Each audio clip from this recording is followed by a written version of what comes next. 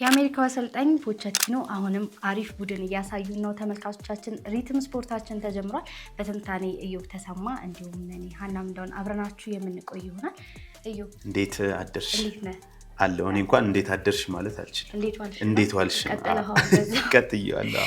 እሺ ከሞሮኮን ጀምር ወይ? አዎ ከአፍሪካዊቷ ሀገር በጣም ድንቅ ጨዋታዎችን ማያስተኙ ባትተኝ ደግሞ ማታፍሪበት አይነት ጨዋታዎችን የተመለከትነው። በጣም ጥሩ ፉትቦልን መጫወት ጀምሯል። እንግዲህ በሞሮኮ ብሔራዊ ቡድን ከብራዚል ጋር ከእግር እስከ ራስ እንግዲህ ያኔ ኳሱን በመያዝ አሳይቶን ነበረ እና ይሄ አሰልጣኝ በሞሮኮ ውስጥ አንድ ትልቅ ነገር ቀይሯል ብዬ አስባለሁ። በተለይ ካለፈው አሰልጣኝ አሁን ኳስ ይዞ የሚጫወት በደንብ የሚያጠቃ ጥሩ ቡድንን ሰርቷል ማለት እንችላለን። በአንደርሌክት የዩዝ ኮች ነበር ዩ9 እስከ ዩ19 ድረስ 19 ድረስ። በሞሮኮ ደግሞ በጣም ትልቁ ስኬቱ የሚባለው ዩ23 ላይ የወርልድ ካፕ ሻምፒዮን መሆን ችሏል እና በተወሰነ መልኩ የጨዋታ ስታይሉ ይታወቃል። ይሄ ሰውዬ ግን ከዛኛው አሰልጣኝ ኢፌክት አንጻር በዚህ ልክ ጥሩ ቡድን ያሳየናል ተብሎ አልተጠበቀም ነበር። የሳይባሪ ጎል እንግዲህ በ71 ሰከንድ ውስጥ ነው የተገኘው። የመጀመሪያ በጣም የሚያምር ጎል ነበር ማለት ይቻላል።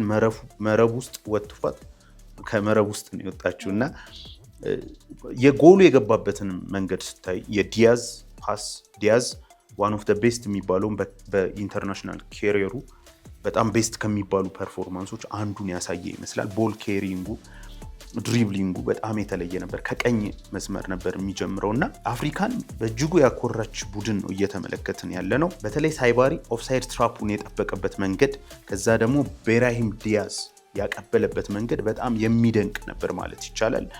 ባለፈውም በብራዚል ጨዋታ ላይ ተመልክተናል። የሚገርም ቺፕ ነበር ያስቆጠረው እና የአጨራረስ ብቃቱ በጣም ድንቅ ነው። ከዛች ከደቂቃዎች በኋላ ሌላ ምድል አግኝቶ ነበር፣ እሷን ታፕ ማድረግ አልቻለም ነበር እና በአጠቃላይ ብንመለከተው ከተወሰኑ ደቂቃዎች ውጪ ስኮትላንዶች ያን ያህል የረባ የሚባል እንቅስቃሴ ወይም ደግሞ ሞሮኮን ተቋቁሟታል ማለት አይቻልም እና አፍሪካን የሚያኮራ በጣም ድንቅ ድል ነው የነበረው ማለት ይቻላል እና ከዛም በኋላ መከላከል በሚያስፈልጋት ሁኔታ የሞሮኮ በጣም ጥሩነቱ እና ኦርጋናይዝድ የሆነች ቡድን በርቀትም ትሄዳለች ብዬ የማስበው ይሄ የመከላከል ኦርጋናይዜሽናቸው በጣም ጥሩ። አንድ ነገር በተደጋጋሚ አንስተናል።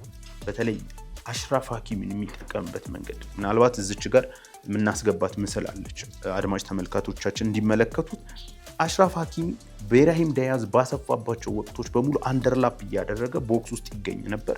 ኳሶችን አግኝቶ ነበር። ኦቨርላፕ እያደረገ ይሄዳል እና ትላንትም የአሽራፍ ሀኪሚ አቋም በጣም የሚገርም ነበር። የሳይባሪ ኦፍሳይድ ትራፖችን እየጠበቀ የሚሮጡበት መንገድ በጣም በትልቅ አጥቂ ደረጃ የሚቀመጥ ነው። የሞሮኮ እንደዚህ መሆን ያልተጠበቀ ነው ማለት አይቻልም። ጠብቀናል አይደል? ነገር ስንል ነበር ረጅም ርቀት በዚህ በዓለም ዋንጫው ትሄዳለች ብለን የምንጠብቃት አንዷ የአፍሪካ ሀገር ነው በሚገባ። አሁን እንግዲህ አንደኛ ሆኖ ስለማለፍ የሚታሰበው ከብራዚል ጋር 2 ነጥብ አላቸው። በጎል ብቻ ነው የምታንሰው እና የሞሮኮ ብሔራዊ ቡድን አሁንም ቢሆን በትልቅ ደረጃ መጫወት የሚያስችል አብዛኞቹ አውሮፓ ላይ ጥሩ ቦታ የሚጫወቱ ቡድን ናቸው እና ለዛም ነው ይሄ በጣም ኮንሲስታንስ የሆነ በየዓለም ዋንጫው ጥሩ ቡድንን እያሳዩ አሁን ያሉት እና አሁን ደግሞ ምን ጨመሩበት? ጥሩ ፉትቦልን ጨመሩበት። በተለይም መሐመድ ዋሃቢር የተባለው አሰልጣኝ ከመጣ በኋላ ደግሞ በጣም የሚያምርን ፉትቦል ጨምሮበታል ማለት እንችላለን። አዎ እንግዲህ እስማኤል ሳቢሪም በዓለም ዋንጫ ያስቆጠረው 2ኛው ግቡ ሆኗል። እንግዲህ ሞሮኮ ረጅም ርቀት ትጓዛለች ብለን እናስባለን። ወደ አሜሪካና አውስትራሊያ እንላለን ይቻላል። እንዴት ነው ፖችን እንዴት እንደምወደው ታውቂያለሽ። ፖች እንግዲህ በጣም ድንቅ ቡድኑ ቀጥሎበታል። አሁንም በባክስሪ ነው የገባው። አንድ ለውጥ ካለ ፑሊሲች አለመግባቱ ብቻ ነበር እና ፖች የአሜሪካን እግር ኳስ ወደ ሌላ ሌቭል እየወሰደው ነው ማለት ይቻላል። በተለይ ብሔራዊ ቡድን የባሎጎን የሚባለው አጥቂ ትላንት በጣም ጥሩ እንቅስቃሴ ነበር ያደረገው። መሀል ሜዳ ላይ ያላቸው ጥምረት በተለይም ደግሞ ዌስተን ማኬኔ በጣም ጥሩ እንቅስቃሴ ነበር ከፊት ሆኖ። በተለይ ደግሞ የማሊክ ቴሌማን ታይለር አደምስ ጥምረት ሁለቱም ተጫዋቾች በጣም ድንቅ ነበሩ ማለት እንችላለን።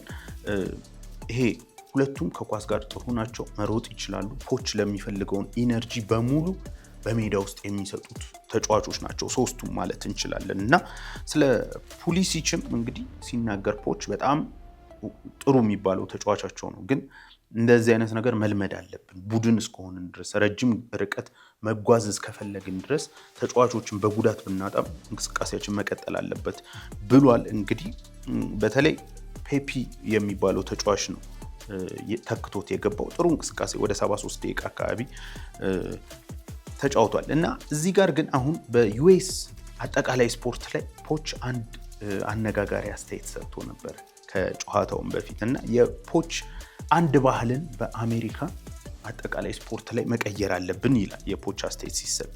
ሲቀጥል ተሸናፊዎችን የሚሸልም ስፖርት ነው የአሜሪካ ስፖርት ብሏል። ለዚህ ምክንያቱ ወራጅ የለም በቡድኖች ውስጥ እንደምታውቂው በየትኛውም በኤንኤፍኤል፣ በኤንቢኤ፣ በኤንኤችኤል ወይም በኤምኤልቢ ሜጀር ሊግ ባስኬትቦል ላይ በአብዛኞቹ ላይ ወራጅ የሚባል ነገር የለም። 3 ወር ሙሉ ጨዋታዎችን ብትሸነፊ አሰልጣኝ ይሰናበታል። ኩዌንስ የለም። እግር ኳስን የመጫወት ባህል እንጂ የማሸነፍ ባህል ይሄ እኛ ልናሳውቃቸው የሚገባው ነገር እግር ኳስ መጫወት አንድ ነገር ነው።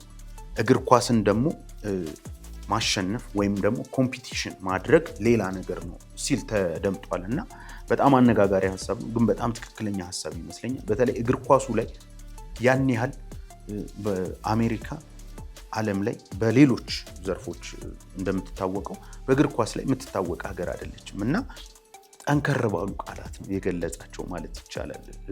ስፖርታቸው ምንም አይነት ቅጣት የለው እንዲሁም ትሸልማለች የሚል ነገር ነው። ምክንያቱም በፕሪሚየር ሊጉ ወይም በሌሎች ሊጎች 17ኛ 18ኛ ብቶች 19ኛ 18 19 20ኛ ወይም 18 የሚደረግባቸው 3 ክለቦች ይወርዳሉ። በመውረዳቸው ውስጥ ብዙ ቅጣቶች አላቸው። የገቢ ተጫዋቾቻቸውን የማጣት ከቴሌቪዥን ራይት ጋር በተያያዘ ብዙ ነገር። አሁን ዌስትሃም ለምሳሌ እነ ማቲያስ ፈርናንዴዝን መሸጥ አለበት።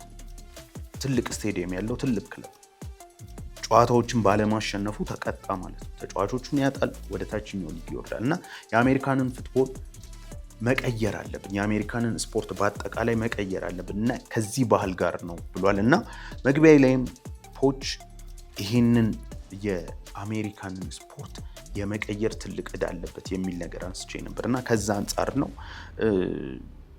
አሰልጣኙ ይሄ ነው የሚባል የጨዋታ ስታይል አለው ቆጥረሽ ልትረከብ የምትችይ። በተለይ በዚህ በአሜሪካ የሙቀቱ ይታወቃል። አሁን ላይ በጣም ዘመናዊ የሚባሉ ኤር ኮንዲሽኒንጎች የተገጠመላቸው ቢሆንም እንደዛም ሆኖ በጣም ከባድ ነው። ኩሊንግ ታይሞች አሉ። በዚህ ውስጥ ሁሉ አልፎ ግን የፖች ቡድን አሁንም በጣም ኢንቴንስ የሆነ በጣም የሚሮጥ ከዛ ደግሞ ኳሶችን መልሶ የሚያገኝ ቡድን ሆኖ ተስተውሏል። ከአውስትራሊያ ጋር በነበረው ጨዋታ ምናልባት እንደ ችግር ከተነሳ ወደ መጨረሻዎቹ ደቂቃ አካባቢ 20 ደቂቃ አካባቢ በእጅጉ ሲጠቃ ነበር። ያንን መቋቋም ላይ ግን የመከላከል ይሄ አደረጃጀቱ ላይ ግን ትንሽ ድክመቶች ተመልክቻለሁ። ትላንትና በአውስትራሊያ ቦታ እንግሊዝ፣ ብራዚል፣ ፈረንሳይ ቢሆኑ ኖሮ 4-3 ጎል ሊያስቆጥሩ ይችሉ ነበር። ክሊር ከት ቻንሶች ሲገኙበት ነበረ እና ይሄ ነገር በጣም መቀረፍ አለበት ብዬ አስባለሁ። የደስት እና የሮበርትሰን የሁለቱ ዊንግ ባኮች ብቃት አሁን ደስት ለእኔ ትላንት የጨዋታው ኮከብ ፐርፎርማንስን ያሳየው ማለት ይቻላል። የባርሰሎና ተጫዋች ነው እንደምታውቂው፣ አሁን ወደ ፒኤስቪ ሄዷል። በቃ ፖችን የሚመስል ቡድን ራሱ አሻራው አለበት እና በትልቅ ደረጃ ይሄዳል አይሄድም ሳይሆን አትሊስት ግን በጣም ጥሩ እግር ኳስ ይሄ ዘመናዊ የሚባለውን እግር ኳስ በሚገባ እያሳየ ይገኛል። ፖች እንግዲህ በቼልሲ፣ በስፐርስ፣ በፔዤ ነው እንዲሁም ያልተሳካ ጊዜ። በቼልሲ ራሱን የተባረረበት ምክንያት አልገባኝም። በእርግጥ አመቱ ጥሩ አልነበረም። ነገር ግን ወደ መጨረሻ ላይ ቡድኑን እየገጣጠመ እያለ ነበር ያልተሳካ ነገር የነበረው። ቶተንሃምን ምናልባት ከደረጃው ከፍ ያደረገው ስፐርስ ለዋንጫ የሚፎካከር ቡድን አልነበረም በፍጹም። በፖች ስር ግን በነዛ በሚገራርሙ ተጫዋቾች የማጥቃት ፍጥነቱ የነ ሃሪኬን የነ ሰን የነ ዴሊ አሊ ቡድን በጣም አስደናቂ ቡድንን በስፐርስ አሳይቶናል። በፔዤ ግን ከባህሉ ጋር በእጅጉ የሚቃረን ቡድን ነበር ያጋጠመው። ሊዮኔል ሜሲ፣ ኔይማር እና ኪሊያንን ይዞ ፕሬስ ማድረግ አልቻልንም ነበር ይል ነበር እና ከዛ በኋላ እንግዲህ ለሱ ተጫዋቾች የሚመቹ ታታሪ ተጫዋቾችን በአሜሪካ ፉትቦል ላይ በአሜሪካ እግር ኳስ ውስጥ አግኝቷል ማለት እንችላለን። ያም እንግዲህ ባለድል አድርጎታል ማለት እንችላለን። ግን አሁን ካየናቸው ሁለት ጨዋታዎች በዘለለ አሁን ቀጣይ ከነ ፈረንሳይ ከአርጀንቲና ከዚህ ከትላልቅ ቡድኖች ጋር ቢገጥም ይሄን አጫወት ያሳየናል። እንግዲህ ባህሉ ነው። አሁን ይህንን ለማንሳት ደግሞ ወደኋላ መመለስ አለብን ብዬ አስባለሁ። ፖች ብዙ ጊዜ ፕራግማቲስት ነው። እውነት ለመናገር በትልቁ ልናነሳው የምንችለው ቻምፒየንስ ሊግ ፋይናሊስት የሆነ ጊዜ ሲቲን የገጠመበት መንገድ ነው። በተለይ ኢትሃድ ላይ ኦልሞስት ከመሀል ሜዳ የማያልፍ ቡድን ነው የነበረው። በጣም ኮምፓክት፣ በጣም ሎ ብሎክ የነበረ ቡድን ነው እና ፕራግማቲስትነቱ ሊመጣበት ይችላል። ፈረንሳይን በዚህ አይነት በጣም በሚገርም ማጥቃት ይገጥማል ብዬ አላስብም። ምክንያቱም ምንጊዜም እንደ ዩኒት ነው የምትሄጂው እግር ኳስ ላይ። አድማጭ ተመልካቾቻችን ሁላችን ነው አንደርስታንድ ማድረግ ያለብን። የምታጠቂ ከሆነ ሁሉም ነገር ይሁን ሳይድ ኢፌክት አለ።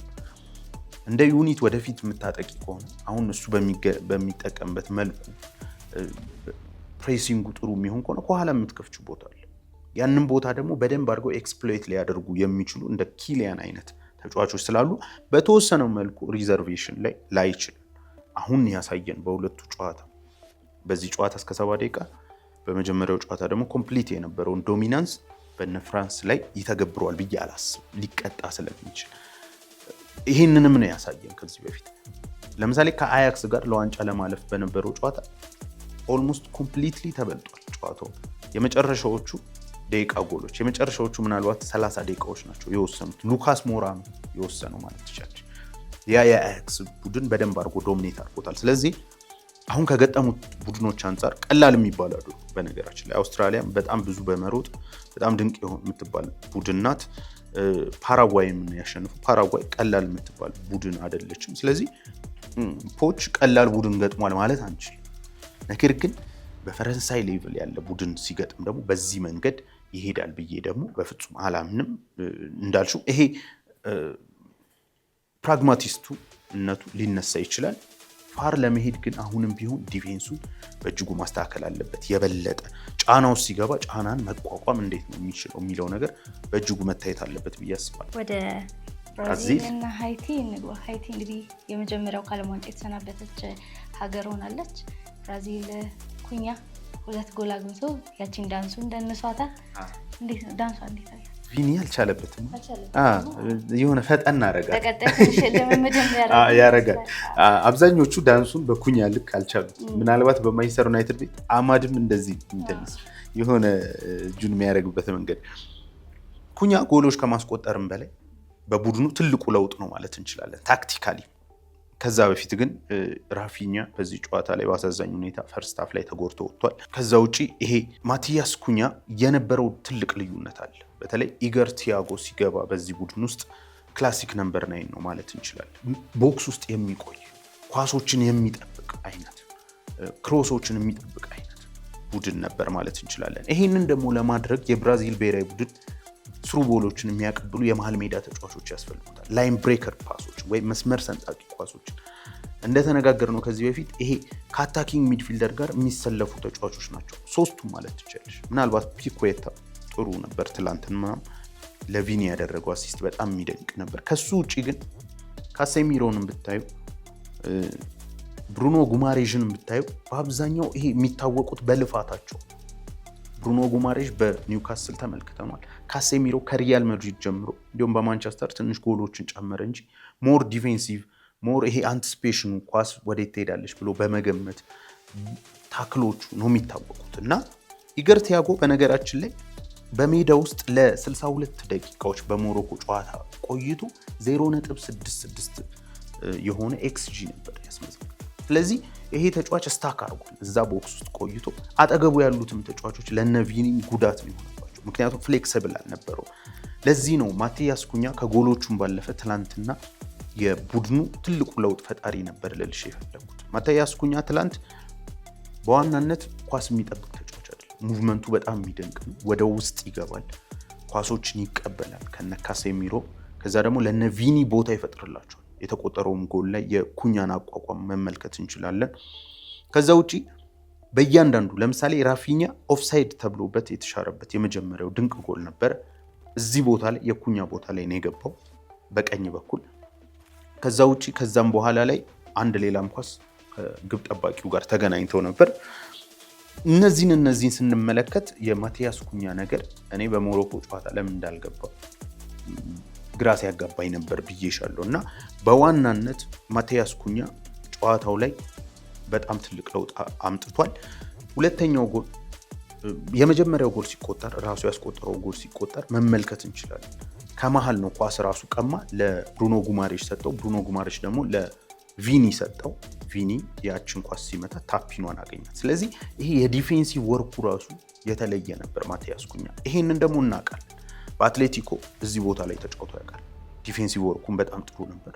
በወልቭስ በማንቸስተር ዩናይትድ በጣም ከሚደነቀው ነገሩ አንዱ ለምሳሌ የአንፊልዱ ጨዋታ ላይ እንዴት ጊዜ መግዛት እንደሚቻል ባለቀ ሰዓት፣ በኤቨርተኑ ጨዋታ ላይ ይሄ ቦል ኬሪንጉ በጣም የተለየ ይበራል ማለት ትችያለሽ፣ ኳስ ይዞ ማለት ነው። እና በጥልቀት እየተመለሰ ኳስ ለመቀማት በጣም አዳጋች የሆነ ተጫዋች ነው። እና የድሪብሊንግ ስኪሉ ብራዚላዊ የሚመስል ነው። ከዛ ደግሞ ኳሷን እየነዳ ይዟት የሚሄድበት መንገድ ከኳስ ጋር ሳይሆን ያለ ኳስን ብትሮጪ የምትቀድሚው አይነት ተጫዋች አይመስልም። እና በጣም ድንቅ የሚባል የጨዋታውን ትልቁን ፖይንት ያገኘው እሱ ነበር ማለት እንችላለን።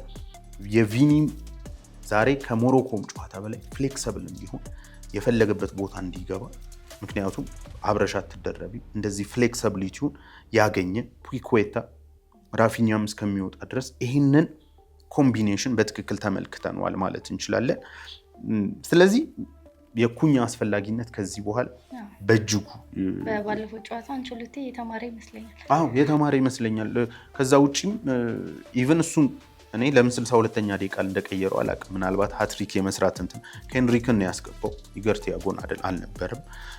ስለዚህ የኩኛ ለውጥ በዋናነት በቡድን ውስጥ ትልቅ ነገር የሰራበት እና ብራዚል አሁን ላይ የሚነሳው ነገር አለ አይደል? አንቺም ከዚህ በፊት ታነሽ የነበረው የብራዚል የሚባለው ጨዋታ በ80ዎቹ እነ ሶቅራጥስ ይመስሉኛል። ከዛም በኋላ በነ ሮናልዲኒዮ ፉትቦል ስቲ ብራዚል ስቲ የሚመጣብሽ አለ የሳምባ ወይም ይሄ አለ አይደል? የእግር ኳሳቸው የተለየ ነው ማለት እንችላለን። እና እዚህ ላይ አሁን እርግጥ ነው የብራዚል ደጋፊዎች ይህንን ማየት ይፈልጋሉ፣ የዓለም እግር ኳስም ይፈልጋል። ከዛ በላይ ግን ዋንጫውን ይፈልጉታል። ስለዚህ ካርሌቶ ይሄ መንገድ ካዋጣቸው፣ አሁን ይሄ ባላንስ አድርገው ቡድናቸውን የሚቀጥሉበት መንገድ ካዋጣቸው በትክክልም መቀጠል አለባቸው። አሁን በትልልቅ ጨዋታዎች ላይ የካውንተር ፉትቦል ሊጫወቱ ይችላሉ። ኳስ መያዝ ላይ ሊያንስ ይችላል። ከሞሮኮ ጋር የታዩ አንዳንድ ድክመቶች ሊታዩ ይችላሉ። ስለዚህ ይሄ ነገር ያን ያህል ደጋፊውን እንትን ይለዋል ብዬ አላስብም።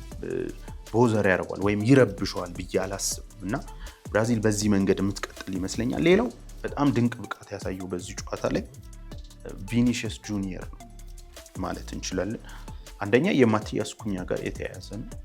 ነፃነትን አግኝቶ ነበር፣ አሲስት አድርጓል። ኦልሞስት ሶስቱም ኳስ ላይ እጁ ነበረበት። የመጀመሪያው ኳስ ላይ ኩኛ ከሰጠው በኋላ ራሱ እንዲያገባ እሱ ነው የመታው ኳሱን። ሁለተኛው ኳስ ላይ የሚገርም አሲስት ነው ያደረገው እና ትናንት በነፃነት ሲንቀሳቀስ ነበር። ቪኒ እንግዲህ በሪያል ማድሪድ ቤት ሪያል ማድሪድ በአብዛኛው ኮከቦቹን ያን ያህል ክብር የሚሰጥ ቡድን አይደለም። እንደምታውቁ ክርስቲያኖም ላይ የጮሁ ደጋፊዎች ናቸውና ቪኒ በሽንፈቶች ላይ የሚተች ተጫዋች ነው። ነገር ግን እሱ የሚመቸውን አሰልጣኝ ካገኘሽለት፣ እንደ ካርሌቶ አይነት ባህሪውን ካወቅሽለት፣ አሁንም ቢሆን ከዓለማችን ኮከብ ተጫዋቾች ከቀዳሚዎቹ ተርታን የሚሰለፍ እንደሆነ በትላንቱ ጨዋታ አሳይቷል። ፈጣን፣ በጣም ጠንካራ ነው። ይሄ ከነ ሮናልዲኒዮ የሚለይ አይነት ድሪብሊንግ ስኪል ያለው ይሄ ብራዚላዊነቱን ታይበታለች። ከዛ ደግሞ አውሮፓ ቀመስነቱ በጣም ጠንካራ ነው። ሲጎዳ አታዩም። በጨዋታውም ላይ ደግሞ የሚያደርገው ይሄ ተጽዕኖ በጣም ከባድ ነው። አንድ ለአንድ ተከላካዮች መያዝ በጣም ይከብዳቸዋል። ሰከንድ ሀፍም ላይ እንግዲህ እነ ማርቲኔሊ ተቀይሮ የመጀመሪያውን ኳስ ነበር ብረት የገጨበት። ኦፍሳይድ ኳስ ኬንሪክ አግብቶ ነበር። ቆንጆ የሚባል ኳስ። ሁለት ኦፍሳይድ ኳሶች ተቆጥረዋል ማለት ነው። ራፊኛ መጀመሪያ ላይ ራፊኛ ኦፍሳይድ ተብሎ ቆሟል፣ ግን አንድ ቺፕ አድርጎ የሳታት ኳስ ኦፍሳይድ አትመስልም ቱ ቢ ኦነስት መጀመሪያ ላይ እና ብራዚል ሞር የተሻለ ግን ያኛውን ብራዚል ደግሞ የማይመስል ቡድን ተመልክተናል ማለት እንችላለን። በአጠቃላይ ሶስቱም የዓለም ዋንጫ ጨዋታዎች በጣም ማራኪ ነበሩ ማለት እንችላለን። ኔይማርም እንግዲህ በቀጣዩ የብራዚል ጨዋታ ይመጣል የሚል ተስፋ አለ አንቸሎቲም ብለዋል። ስለዚህ የብራዚል ደጋፊዎች እንጠብቃለን ማለት ነው። አዎ የብራዚል ደጋፊዎች መጠበቅ አለባችሁ። ኔይማር እንግዲህ ትላንት ትንሽ አሳዛኝ ፉቴጆች ታይተው ነበር። ከቡድኑ ጋር መጓዝ እንደማይችል ተነግሮት ነበር በጉዳት ምክንያት።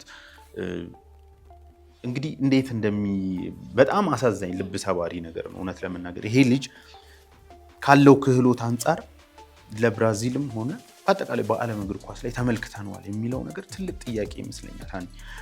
ይሄ ያለው ስኪል ጄኔሬሽናል ታለንት ነው፣ በብዙ ዓመታት አንድ የሚገኝ ነው እና በጣም ድንቅ የሚባል ተጫዋች ነው። ነገር ግን ጉዳት በእጅጉ በቃ ከጎዳቸው ተጫዋቾች እኛም እግር ኳሳችን ላይ ማጣት የማንፈልገው ምናልባት አንድ ተጫዋቾች ፐርፎርም ባደረጉበት ሌቭል ስንመዝን አይደለ ብዙ ጊዜ የላሚን ያማል የኢንተር ሚላኑ ደርሶ መልስ ጨዋታ ዋን ኦፍ ዘ ቤስት ብዬሻለሁ። የክርስቲያኖ የቻምፒየንስ ሊግ አብዛኛው ጨዋታዎች የሊዮኔል ሜሲ ኬሪየሩም ሜሲ ኔይማርም እንደዚህ አይነት ጨዋታዎችን አሳይቶናል። ለምሳሌ 6-1 ፔዥን ባሸነፉበት ጨዋታ የነበረው ኔይማር እስካሁን አይኔ ላይ ነው እና በጣም አሳዛኝ ነው እውነት ኔይማርን በዚህ ዓለም ዋንጫ ላይ አለማየታችን። አሁንም እንግዲህ ሁለተኛው ጨዋታ አምልጦታል። በቀጣይስ እኔ አሁን እርግጠኛ አይደለሁም እውነት ለመናገር ሜዳ ላይስ ገብቶ ይሄን የድሮውን ነገር እናያለን። በእርግጥ እግር ኳስ የሚጠፋብሽ ነገር አይደለም፣ ግን አሁን ያለው እግር ኳስ በተለይ ኢንቴንሲቲው በጣም ከባድ ነው።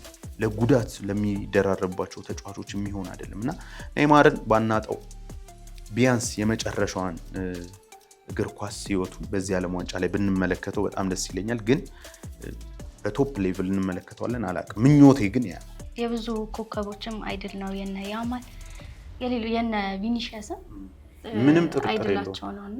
እግር ኳስን ከወደድሽ ኔይማርን መጥላት በፍጹም የሚቻል ኢምፖሲብል ማለት ዋን ኦፍ ዘ ቤስት በቃ በዓለም እግር ኳስ ላይ ሮናልዲኒዮ ያለሽ ይሄ እግር ኳስን እንድትወጂ ከሚያደርጉሽ ከመጀመሪያዎቹ ረድፍ ኔይማር የሚቀመጥ ተጫዋች ነው እና አሁንም እንግዲህ ምኞታችን እግር ኳስ እንደሚወድ ሰው ይሄ ተጫዋች እንዲመለስልን ነው ማለት እንችላለን። አሁን ደግሞ ስለ ቶማስ ቱሄል ቡድን እናውራ። አዎ በእንግሊዝ እንግዲህ ትልቅ ለውጥን እየፈጠረ ያለው የቶማስ ቱሄል ቡድን እንግዲህ ትላንት አንድ የዘ አትሌቲክን አርቲክል እያነበብኩ ነበር እና በጣም ነው ቀልቤን የገዛኝ። በተለይ ይሄ ወይዘሩን ለመልመድ የሄዱበትን ርቀት ስመለከት ፉትቦል ምን ያህል አሁን ያለው ፉትቦል ምን ያህል ሳይንሳዊ እንደሆነ ነው የምትረጁ፣ ምን ያህል ጥልቅ እንደሆነ፣ ምን ያህል ለእያንዳንዷ ነገር እንደሚጨነቁ ትረጃለሽ። በተለይም ከሙቀቱ እንግዲህ በአሜሪካ እንደምታውቂው በጣም የተለየ ነው እና ካሉበት ቦታ በላቲቲዩድ ላይኑን በማስመር በተለይም ከመስመሩ በስተደቡብ ያሉት ማንኛውም ቦታ ከ1994 በኋላ ሞቃታማ እንደሆነ ይታወቃል እና ይህንን ነገር ኮንሲደር በማድረግ ነበር የሚያርፉበትን ቦታ በተለይም በክረምት ዓለም ዋንጫ ላይ በአብዛኛው የክለቦች የክረምት ዓለም ዋንጫ ላይ ምክትል አሰልጣኙ ይህንን ነገር ሲያቀርብ ነበር። እንዴት ነው የጨዋታ መንገዳችንን ከዚህ ሙቀት ጋር ማጣጣም የምንችለው? ምናልባትም ብዙ ጊዜ በሙቀት ቦታዎች ስትጫወች ኢንቴንሲቲን ከመቀነስ ጋር ይያያዛል እና ፖች ግን ያንን ከማድረግ ይልቅ ባለፈው ዓመት የዓለም የክለቦች ሻምፒዮና ላይ ተገኝቶ ነበር። ሙቀቱን ታዝቦታል፣ እንዴት መጫወት እንዳለበት ገብቶታል። ስለዚህ የእንግሊዝ ብሔራዊ ቡድንን ምንድን ያደረገው ወደ ዳላስ እንዲሄዱ ያደረገው። በዳላስ በተለይ ይሄ ኮምፈርተብል ባለመሆን ውስጥ ነገሮችን እንዲለምዱት ነበረ ለማድረግ የሞከረው ቶማስ ቱሄል እና ሙቀቱን እንዲላመዱ ያደረገበት መጠን በጣም የሚገርም ነው እና ተጫዋቾቹ እንግዲህ ከመጀመሪያው ጨዋታ ኢንቴንሲቲው በጣም ከብዷቸው ነበር። ደጋፊዎቹን ሰላም ለማለት የሄዱበት መንገድ በጣም ከባድ ነበር፣ ያስታውቅ ነበር ድካም። ቶማስ ቱሄልም ሲናገር በመልበሻ ቤት ውስጥ ምን ያህል እንደተዳከሙ፣ ምክንያቱም በኢንቴንሲቲው በጣም ላቅ ያለ ጨዋታ ነበር ያደረጉት ማለት ይቻላል። በዛ ጨዋታ ላይ ምናልባትም አሁን የፊፋ ሜትሪክሶች አሉ ሩጫዎችን የሚለካበት ሜትሪክሶች በዘመናዊ እና በዚህ ሜትሪክስ መሰረት እንግዲህ 5ኛው ሀገር ሆናለች ከ20 እስከ 25 ኪሎ ሜትር በሰዓት ሩጫዎችን በማድረግ ፈጣን የሚባለውን ዞን 4 የሚባል መለኪያ ነው። ዞን 5 ዞኖች አሉ የምትከፋፊበት ይሄንን ነገር ዞን 4 በሚባለው ነገር ከ20 እስከ 25 ኪሎ ሜትሮችን በመሮጥ በጣም ፈጣን የሚባለውን ሩጫ 5 ቡድኖች ናቸው ከነሱ በላይ አድርገዋል ማለት የሚቻለው። እነ ፍራንስ፣ እነ ጆርዳን፣ እነ ብራዚል እና እነ ኦስትሪያ ናቸው። ኦስትሪያ እንደምታውቂው በራልፍ ራግኒክ በጌገን ፕሬሲንግ አባት በሚባሉት የሚሰለጥን ቡድን ነው እና በተለይም በረቡዕ ጨዋታ AT&T ስቴዲየም ላይ በጣም ትልቅ የተባለ የኤር ኮንዲሽኒንግ ተገጥሟል። ካለሱ 34 ዲግሪ ነው ሙቀቱ። ነገር ግን ስቲል ከዚህ ኤር ኮንዲሽኒንግ ጋር በተያያዘ ወደ 22 አካባቢ ወርዶ ነበር። ግን እንደዛም ሆኖ በጣም ከባድ የነበረ ሙቀት ላይ ነው የተጫወቱት እና ሰከንድ ሀፍ የነበረው ከክሮኤሽያ ጋር ይህንን ሁላ ነገር ተቋቁመው የሄዱበት መንገድ በጣም አስደናቂ ነበር። ስለዚህ ቶማስ ቱሄል ዝግጅቱን የጀመረው ከ1 ዓመት በፊት ነበር ማለት እንችላለን። ምን ያህል ፉትቦል ይሄ በቀላሉ ዝም ብለሽ ከመሬት ተነስተሽ የምትሰሪው ነገር እንዳልሆነ ቦታ መረጣዎች፣ የቱ አካባቢ የበለጠ ሞቃት ነው፣ በዛ ውስጥ ሄደን ደግሞ የበለጠ እንለማመድ፣ የበለጠ በዛ ውስጥ መልመድ እንችላለን የሚለውን ነገር ሲያዩ ነበር። ከኮስታሪካው ጨዋታ በኋላ ጆርዳን ሄንደርሰንም ስለዚህ ተጠይቆ ነበር። እንዴት ነው በዚህ ሙቀት ውስጥ በኢንቴንሲቲ መጫወት ትችላላችሁ የሚል በጣም ጥሩ ጨዋታ ነው የተጫወት ነው። ሀሳባችንም በዛ ኢንቴንሲቲ መጫወት ነው የሚል ነገር ነው የተነሳው እና ቶማስ ቱሄል በዚህ ሙቀት ውስጥም ቢሆን በፕሪሚየር ሊግ አይነት ጨዋታ መጫወት ይፈልጋል። በዋናነት ሀሳቡም የነበረው በዚህ ኢንቴንሲቲ ለመጫወት የፈለገው ተጫዋቾቹ እንደምታውቂው እንደነ ራይስ፣ እንደነ አንደርሰን፣ እንደነ ጁድ፣ ሃሪኬን አይነት ቢሮጡ ማይደክማቸው ተጫዋቾች ናቸው። ስለዚህ በዚህ ሙቀት ውስጥ ደግሞ የበለጠ ቡድኖች እንደምታውቂው በሎ ብሎክ ነው የሚጫወቱት። ኃይል ቆጣቢ በሚባል ኳሱን በመያዝ ነው የሚጫወቱት።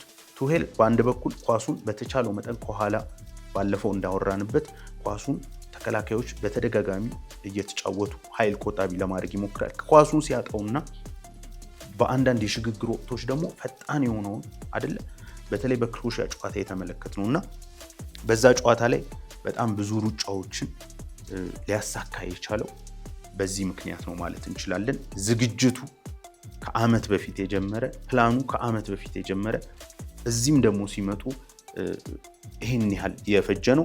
ወደፊት እንግዲህ የሚጫወቱት ጨዋታ ላይ ትንሽ ከባባድ ነገር ሊያጋጥማቸው ይችላል። ምክንያቱም ይሄ ኤር ኮንዲሽኒንግ ማይኖርባቸው ስቴዲየሞች ላይ ሊሄዱ ይችላሉ፣ በተለይ አንደኛ ከወጡ። ስለዚህ አሁን እነ ኒው ጀርዚ የሚባለው ከጋና እና ከፓናማ ጋር ነው የሚጫወቱት። ኒው ጀርሲ እና ፎክስቦሮ የሚባለው ስቴዲየም ላይ ሁለቱ ጨዋታ ላይ ኤር ኮንዲሽኒንግ ሲስተሙ አለ፣ ሜዳው ጥሩ ነው። ከዛ በኋላ ግን ካለፉ በኋላ ከባባድ ችግሮችን ሊያጋጥማቸው ይችላል። ያንንም ተቋቁሞ ግን በጣም የሚገርም ኢንቴንሲቲ እያሳየን ነው እና የቶማስ ቱሄል በአጠቃላይ ዝግጅቱ ሰፊ እንደነበር ማየት እንችላለን እዚህ ጋር። ሌላው እንግዲህ ሀና የፕሪሚየር ሊግ ድልድል ወጥቷል። የዓለማችን ምርጡ ሊግ ይባላል በብዙዎች። ምንም ጥርጥር እንግዲህ የእሱ የጨዋታ መርሃ ግብር ይፋ ሆኗል። ፕሪሚየር ሊግ ሻምፒዮን የሆነው አርሰናል እንግዲህ ከኮቨንትሪ ሲቲ ጋር በሊጉ ነሐሴ 21 ምሽት 4 ሰዓት ላይ እንግዲህ በይፋ ይጀመራል። በመጀመሪያዎቹ 5 ጨዋታዎች ጥሩ የሚባሉ አጓጊ የሆኑ ጨዋታዎችን እናያለን ተብሎ ይጠበቃል። በብዙዎች ዘንድ ግን የማንቸስተር ዩናይትድ እና የማንቸስተር ሲቲ ጨዋታ በአራተኛ ሳምንት ደርቢ ስለሆነ በኦልድ ትራፎርድ ይካሄዳል። እንዲሁም በሶስተኛው ሳምንት ደግሞ ለንደን ደርቢ ቼልሲ ከአርሰናል ይጫወታሉ። ምን ትላለህ? እንግዲህ በዚህ ማያይዘህ አርሰናል ዲክላን ራይስን መርጧል የዓመቱ ተጫዋች። ምንም ጥርጥር የለውም አይደለ? ይሄ የዲክላን ራይስ አይደለም በአርሰናል ከብሩኖ ጋር ራሱ አንገት ለአንገት ተያይዘው ነው መጨረሻ ላይ የሪከርድ መስበሩ ብሩኖ በጣም የሚገባው ነው። ራይስም ሌላኛው ራይስ ቢሸለም እኔ ለምን ተሸለመ የምልለት ተጫዋች አይደለም። እውነት ለመናገር በጣም ቤስት የሚባል ፐርፎርማንስ ነው ያሳየው። ፕሪሚየር ሊጉ እንግዲህ አትሊስት ይርቅብናል። ዓለም ዋንጫም በደንብ እስኪጋጋል ድረስ ከፕሪሚየር ሊጉ ስሜት ምንወጣ አይደለንም እና ጥሩ እንትኖችን እያየው ነው። የማንቸስተር ዩናይትድ ደጋፊዎች በአብዛኛው ቀላል የሚባለው ነገር ደርሶናል እያሉ አርሰናልን ከ10 ሳምንት በኋላ ወደ 16ኛ ሳምንት ነው የሚያገኙት። አብዛኞቹን ጨዋታዎች ጠንካራ የሚባሉትን ከሲቲ ውጪ አያገኙም። በአርሰናል በኩል እንግዲህ የአምና ሻምፒዮን ማንም ቢመጣ የምትገምቹ ቡድን ነው። ነገር ግን አሁን የዝውውሩ መስኮት በእጅጉ ይወስኗል ብዬ አስባለሁ።